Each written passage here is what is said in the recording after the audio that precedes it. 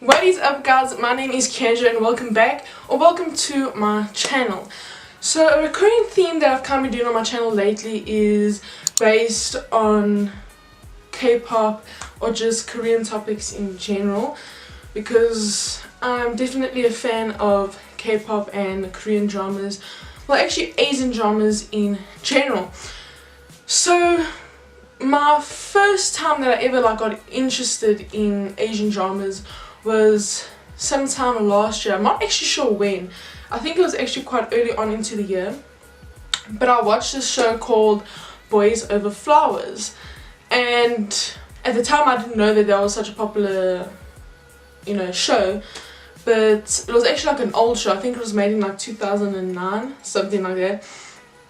And I remember watching it, and that was my first time ever watching a Korean drama, which is the Asian drama in general, and it was like the first time that I got so invested into a show. Like every day when I come home from school I'd want to watch another episode, and I just thought it was so good. And then basically I just fell into watching more and more Asian dramas from then. If you have to look at my Netflix now, the only things that they recommend and my only things on continue to watch is literally just Asian shows, and maybe a few other ones from different countries. But yeah, I honestly just love them. I feel like they are just so well done, and I really just enjoy them because I am a sucker for romance, and almost every single Asian series is based on romance, so obviously I'm gonna love it. So Boys Over Flowers was really good, but obviously because it was older, the quality isn't that good, and all the newer shows obviously are a bit better in terms of quality and everything like that. So basically what I wanted to do today is I wanted to recommend 10 shows for you to watch on Netflix, or some might be on YouTube, etc., that I've seen that I actually really enjoyed. And I've watched more than 10. I actually have a list on my phone of all the ones that I've watched, because to me it's just like something that I really enjoy. I like watching some and then putting down my list, whatever. So yeah, first of all, so the Boys Over Flowers, the concept of that was very interesting. I really liked the plot and everything. And the first show that I'm gonna recommend is called Meteor Garden, and this is a Chinese show, but it's a rendition of the story Boys Over Flowers. So it's basically the same concept, it's just done differently, and it's way longer. There's like 49 episodes, whereas the first one only had like 29. So yeah, Meteor Garden is definitely, I would say, is like my top drama that I watched, because to me the quality was just so good. Like I just loved it.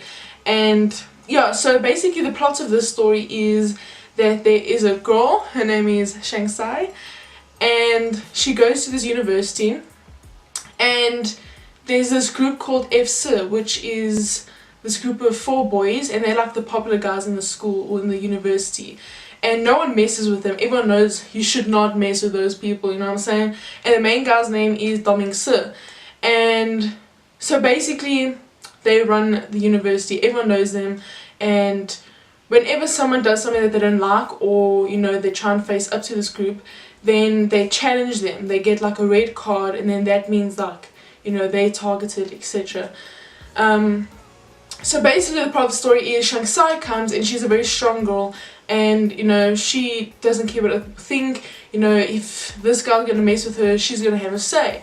So she ends up having a bit of conflict with this group, with the main guy, Si, and basically the story takes off from there, and this whole group is so shocked because no one has ever done that before. Like, you just don't do that. But now this girl who's new comes and she does it, and Si is so surprised by it, but he actually likes it. He's so shocked. He's never had someone, never mind a girl, stand up to him before. So basically the whole story is about how he likes Sassy, but Sassy doesn't like him at first because they had conflict.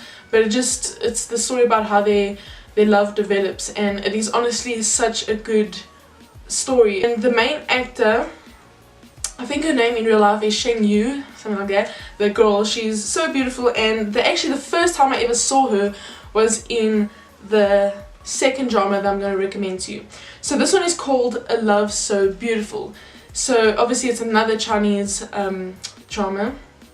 And so this is where I first saw this girl actor, and I actually really liked this drama as well.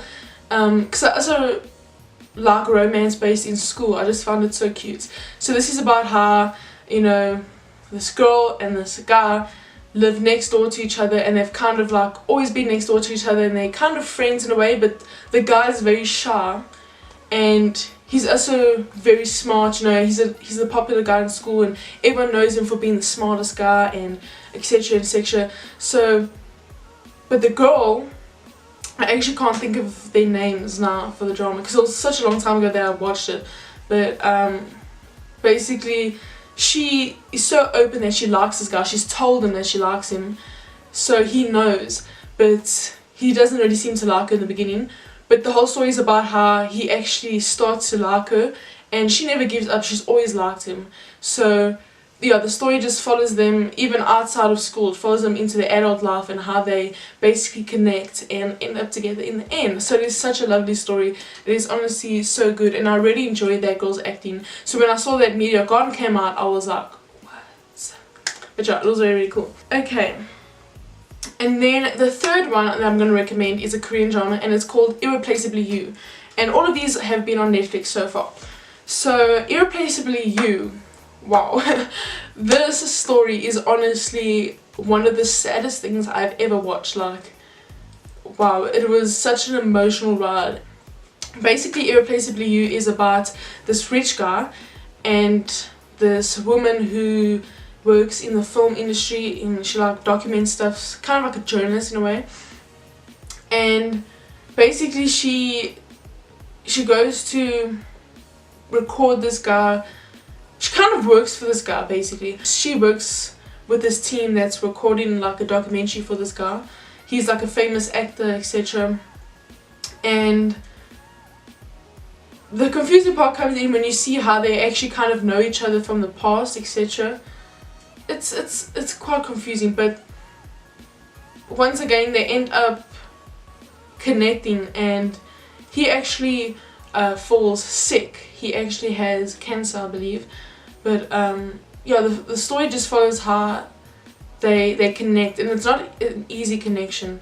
It's, you can see the difficulty of them getting together in the end. So yeah, that one was such an impactful series. I remember when it ended, I was like, wow, that was just so good. So that's definitely one if you're into like deep, meaningful, low-key sad series. That one was really, really good. So the fourth drama that I'm going to recommend is another Korean drama. It's actually one that I'm watching right now, but I only have 2 more episodes until it's finished, but I just have to recommend it because I think it's so good. It's called I'm Not a Robot, and I'm really enjoying it so far, and I'm sad for when it's going to end, but you know, it's okay. So the basic part of the story is that there's this guy who is, you know, very rich. He's just like the main guy in his company, but he has this disease where he can't touch humans. You know, human contact, he has like an allergic reaction, etc. And you know, there's a lot of business behind a lot of Asian shows as well, so there's a lot of business behind this thing that I can't really explain. But there's this team that, you know, works on AI, etc., but they don't have a lot of funding because, you know, in the past they had some troubles, some you know, like controversies, etc. But anyway, so they create this AI, this robot, and they want to pitch it to this guy because he's so rich and because he has, like, you know, connections, etc, etc. So they say to this guy, you know, test out a G3, which is this robot that looks exactly like a human. And keep in mind that these people don't know that he has this disease. You know, it's only a few people that know he actually has this disease, but these people don't. And so they want him to test it so that he can buy it and so that he can fund them to continue to work, you know, because they don't have a place to work, they don't have a lot of money. So they want this guy to test it so he can like it, you know, etc, etc, business. And so they want to have like this testing phase, but the problem is now that the actual robot had some technical difficulties that they needed to fix, but they couldn't like give up the opportunity. And the guy who designed the robot to look like his ex-girlfriend, which I know is very creepy. But so when they run into this problem, he comes to this idea that he's going to have to call his ex to fill in as the robot. So this girl comes and, you know, she didn't want to do it at first, very confused, but so she fills in for this robot, and that's basically where everything just continues, because obviously he's allergic to humans, so how can he interact with this girl that's pretending to be a robot when she's actually human? So it's very, very interesting, but it is so cute, and it's such a lovely story, because you see how this guy and the robot, you know, build a connection, which neither of them thought that they would. So, you know, some things are predictable, you know, girl meets guy, you know, like each other, conflict, get back together, etc, etc. But I really like it when there's romance but with a very different plot and concept. So it was very, very cool. I really, really enjoyed it. Okay, then number 5 is one that I actually watched at the beginning of this year, because it came out recently on Netflix as well. It is called My ID is Gangnam Beauty, and I'm sure that this one is also quite well known, because Unwoo, I don't know if I pronounced it right, from Astro, which is a Korean boy band, is the main actor, and he's acted in quite a few dramas. He's quite popular, and yeah, he's very good looking, obviously. So he's the main guy in this, and the girl, I'm not sure what her name is either. But yeah, I really, really enjoyed this, because with a lot of these series, once I start watching it, I basically like binge it until I finish it. And this one was just like, every time I finish one, I just wanted to watch more. So the plot of this story is that there's this girl who she believed grew up to be very ugly, and everyone, you know, around her thought she was ugly as well, and they would bully her and tease her about her looks. So when she grew up, she finally thought to herself, you know what, I'm going to make the decision to get plastic surgery. And she basically gets plastic surgery for her whole face, so she changes her whole appearance.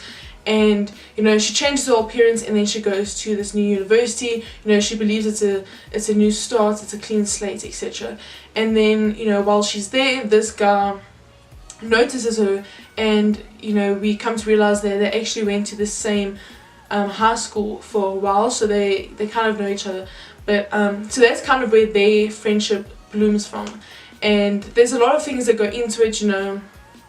There's always the protagonist and antagonists in stories, but it's just very, very interesting, because you see how she comes to realize that, you know, she comes to love in herself, basically, which was very hard for her, because even when she got plastic surgery, everyone knew she got plastic surgery. And that's why it's called My ID is Gangnam Beauty, because when someone says to you, like, oh, you're Gangnam Beauty, it's like, oh, it's obvious that you have plastic surgery, you're beautiful because you have plastic surgery. So that's kind of like that saying. But yeah, she comes to love herself, and this guy comes to love her as well. And you know, there's also little conflicts. You know, there's another girl that likes Onwoo. I don't know what his name is in the drama. I forget quite easily. But yeah, so then she, you know, starts targeting the main girl, because she can tell that he likes the main girl. You know how that is, if that made sense. But yeah, there's like a twist in there. But that one is also very, very cute. And it has a sweet ending, and yeah, it's basically two people that are very shy and awkward when it comes to dating, and you know, it's just very sweet. It's quite like a humble, had like quite a humble storyline. It was quite cute. Then number 6 is another Korean drama on Netflix. It is called Weightlifting Fairy Kim Bok Jun. This one is so cute. I actually have a few to finish of that one as well. So cute. So it's basically about this girl who does weightlifting, and that's really different, you know. You don't really see stories being told of a girl doing weightlifting. And can I say, this actress is so beautiful. Her eyes are like a light brown, and it's just, yeah, she's stunning. But so she has like this very like quirky, bubbly personality, and you know, she loves weightlifting, you know, and she's tall, and yeah, you know, she eats a lot, and she's just like this cute personality. And then there's this guy who's in the swim team. You know, he's very cool, very muscular, and the story of this one is how they get to meet, and they also know each other from when they were younger.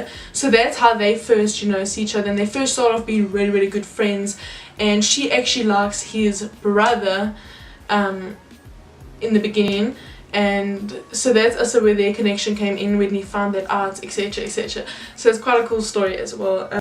Okay, then number 7, which I'm going to recommend, is not on Netflix. It was actually on YouTube. So this one is called Top Management. So I just came across it one day. It was recommended, and I watched the first episode, and I was like, yes, it is so well. I'm actually waiting for season 2. We need to keep a lookout for that one. But the same actor from My ID's Gangnam Beauty, Chang Eun-woo from Astro, is also in this series. So this is looking at the idol industry specifically. It's about this girl who trained to be an idol herself, but she didn't debut, and she ends up becoming a manager for another idol group, and she's still young. So she becomes a manager for this other idol group, which has Chan Eun-woo and 2 other guys, and so they form a group and she manages them. And it's basically just like the challenges she goes through in managing this group, the challenges that each member in the group goes through, and we also see some love interest between the manager and some of the members. So that's another interesting thing, and to see who she ends up with, you'll need to go watch it. But yeah, and it left on a cliffhanger, so I'm waiting for season 2. And then now we're going on to number 8. So number 8 is also not on Netflix. These I found on either YouTube or on Facebook, and it's called Revenge Note, and there's 2 seasons to it, and I've watched both. So my favorite was actually Revenge Note 2, and if you've ever watched the movie Okja, which was quite popular on Netflix a while ago, it's the same Korean girl from that movie who plays in Revenge Note 2. So the basic plot of Revenge Note is that there's this girl who's very sweet, very humble, but she's always caught up in these difficult situations, and you know, a lot of people are nasty to her when she hasn't done anything. So you know, in those situations where you wish you could get revenge, and it's kind of like a fictional aspect to it, where she all of a sudden gets this app called Revenge Notes, and basically she has the power to put in anyone's name, and then revenge should be taken on that person. So say now Susan is being a little minx, and you're like, listen Susan, you know, I've had enough. So you put in Susan's name, and then all of a sudden something bad happens to Susan, and you know, nothing like terrible like murder or anything, like, you know, something like, you know, she accidentally gets poured with water or something like that.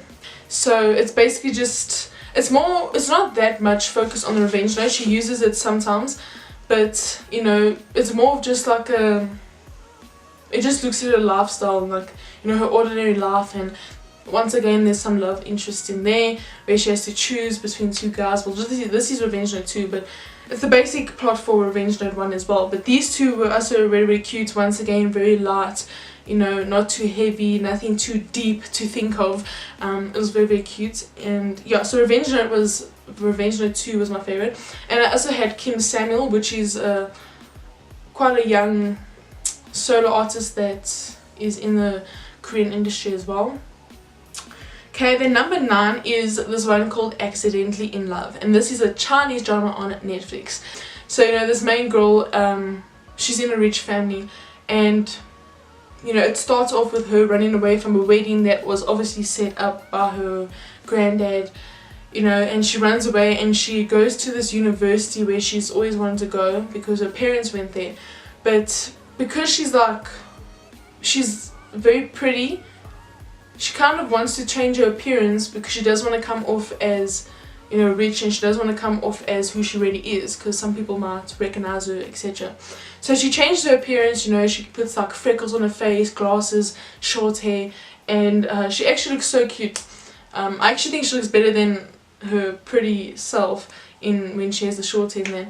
So basically she goes to this university and she's just trying to find her steps, and she's trying to find out more about her parents, and she meets this guy who is like an idol in the Chinese industry that goes to that school, so he's very popular, and they become friends in a very weird way. Like, you'll see it in the beginning how they like got to know each other. But yeah, so they become friends, and obviously once again they start to like each other, and the story is just about that, and you know how people become jealous of her because you know this idol likes her, but look at her, why would he like her, you know, etc, etc. So it deals with that, it deals with, you know, people being jealous. And it also, another plot is that he doesn't know her other identity, he only knows who she is with her short hair. So there also becomes a point where she bumps into him in her real self, but no one recognizes her when she's, you know, her pretty self. So he actually becomes friends with her pretty self as well. So she kind of bounces between these two lives where she knows the same guy but she has to act as different people. So that's the interesting like plot about the story as well. And the last song that I'm going to recommend to you guys, which is number 10, is called Sassy Go-Go, which is also on Netflix. Sassy Go-Go, I know that the main actor, the girl, she's from A-Pink, which is another Korean drama, another Korean K-pop group. Basically the story of Sassy Go-Go is that this girl, you know, she's in school, she also has this very strong character, you know, she doesn't take shiznit from anyone, and she's a part of this dance team with, you know, a few of her friends. And then there's this other group of kids, though, the smart kids, you know, the academically strong, you know, low-key rich. There's always that rich people in the Korean dramas, which are the rich kids, and there's like conflict between them. I can't remember the specifics, okay, I also watched this quite a long time ago, but Sassy Go-Go is just about how these two groups have to combine and work together to form, I think it was a cheerleading team, yeah, so they have to work together, so it's quite a weird combination. So you see how, you know, they kind of like have these conflicts because neither of them like the other group, but then they start to make connections when the girl and this other guy from the academic group start to like each other, and then there's another guy from the academic group that likes her, but she doesn't really know that, it's more like a friendship thing. So you know, there's always those love triangles, but yeah, it's just it's quite a light show, just about how, you know, they come together and they actually all start to become friends, and in the end they know they're working towards the same goal, and yeah, they just accept each other's differences, and it's really, really interesting. So those are just 10 of some of the Asian dramas that I would recommend to you guys, and like I said, I have so many more, so if you ever want any more recommendations, I surely can give you some more. So just let me know down below, or send me a DM on some of my socials if you would like to have any more recommendations. Or if you even have watched some of the shows, let me know down below what your thoughts were on them, if you like them, etc. And yeah, thanks you guys so much. Bye!